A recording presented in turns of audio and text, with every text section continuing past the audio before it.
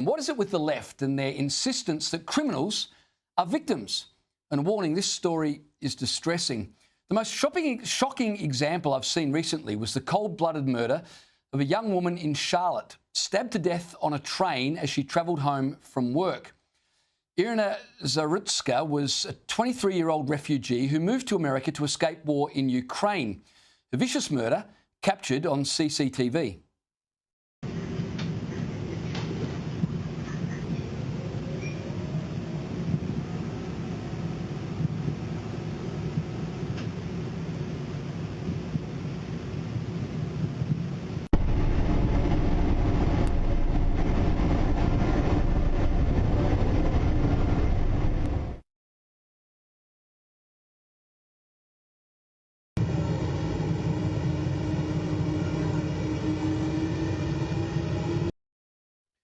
Now, Charlotte's Democrat Mayor Vi Lyles first tried to suppress footage of the murder, footage you just saw.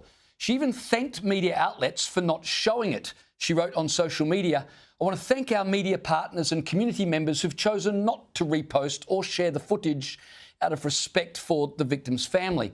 And then she put out a statement urging compassion for the murderer, DeCarlos Brown, a diagnosed schizophrenic with a long criminal history, who'd been released back into the community after he'd provided authorities with a written note promising to behave. Joining me now is Sky News host James Morrow. James, help me understand why the left always seem to advocate for criminals.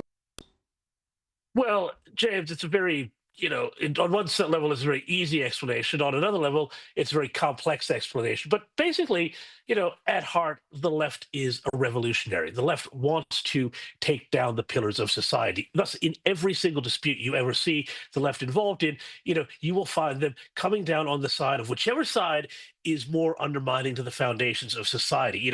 This was the case through the French Revolution. This was the case through the 60s. The Rolling Stones saying it, every cop is a criminal and all the sinners saints.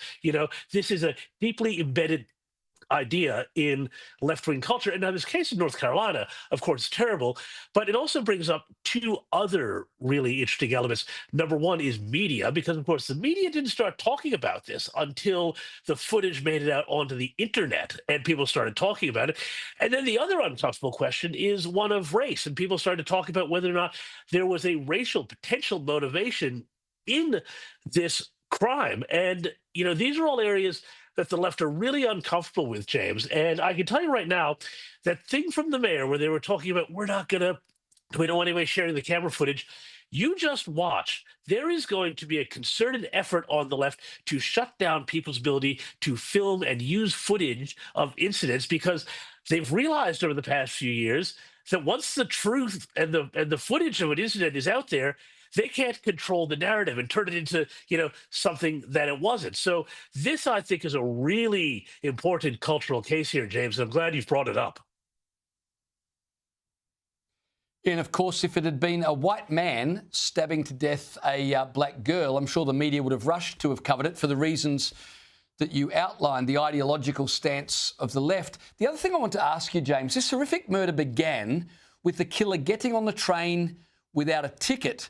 I would contend this is part of the problem we have in the West now. We seem to wink at small infringements all over the place, then we wonder why we have a crime crisis. James, I could talk all night about this. I won't, because we've only got a few minutes. But I grew up in New York City, and I grew up in New York City before Rudy Giuliani became mayor. And back then, it was really, really bad. And, there were literal pogroms taking place against Hasidic Jews in Crown Heights, Brooklyn. This is not a joke. You can look it up. It was a terrifying time to be young there, and you couldn't take the train or anything like that.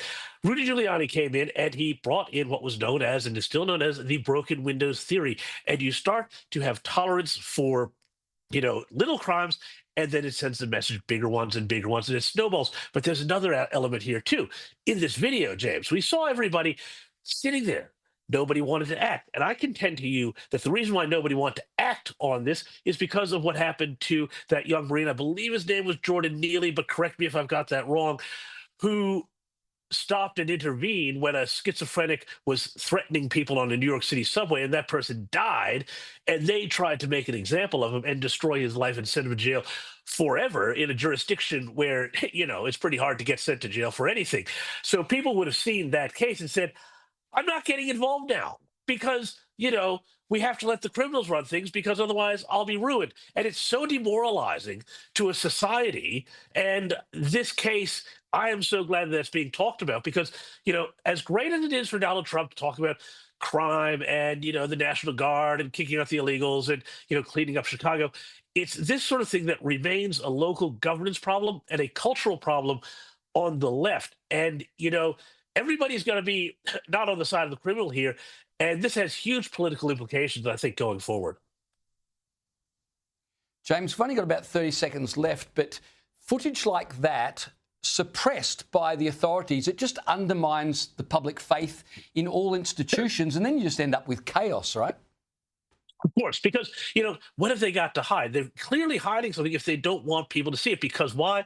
Because there's a prescribed narrative that they want people to think, and that is that the killer was the victim and that somehow the victim had it coming to her. Indeed. James Morrow, always appreciate your insights. Thanks for joining me tonight.